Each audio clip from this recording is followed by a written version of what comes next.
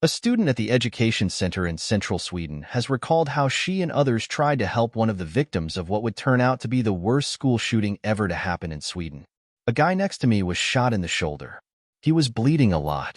When I looked behind me, I saw 3 people on the floor bleeding. Marwa, who only gave her first name, told TV4 Sweden. 11 people died after Tuesday's attack at Risbergska School in Örebro, including the suspected gunman. Police say the number of those injured remains unclear. What is also not yet known is the motive for the attack, but police have said everything indicates that it was not ideological. Marwa said she and another friend tried to help the injured person by wrapping a shawl around the man's shoulder so that he wouldn't bleed so much. Everyone was so shocked. Teacher Lena Warenmark recalled hearing around 10 gunshots close to her study, telling Swedish public radio that she heard a few bangs in short succession, followed by a short pause, and then a few more. Ms. Warenmark said she was confined to her study for over an hour. Prime Minister Ulf Kristersson called the attack the worst mass shooting in Swedish history and said it was difficult to grasp the magnitude of what happened.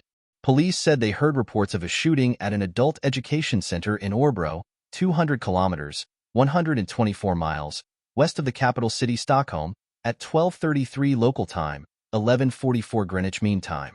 The facility sits on a campus home to other schools. These centers are attended primarily by people who have not finished primary or secondary school. Police earlier warned the death toll could continue to rise as several people had been injured.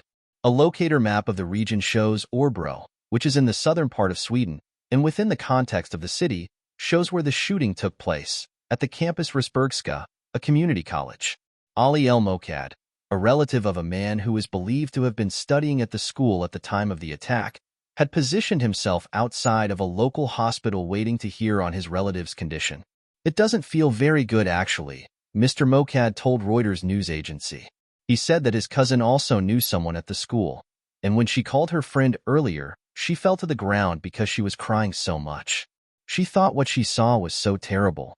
She only saw people lying on the floor, injured and blood everywhere, Mr. Mokad said, describing the scene his cousin's friend had witnessed. Such attacks are very rare in Sweden. While there have been school shootings in Sweden before, they have not been of this magnitude. Last September, there was a school shooting south of Stockholm, when a 15-year-old is suspected to have wounded a classmate, although that attack was linked to Sweden's problem of gang violence.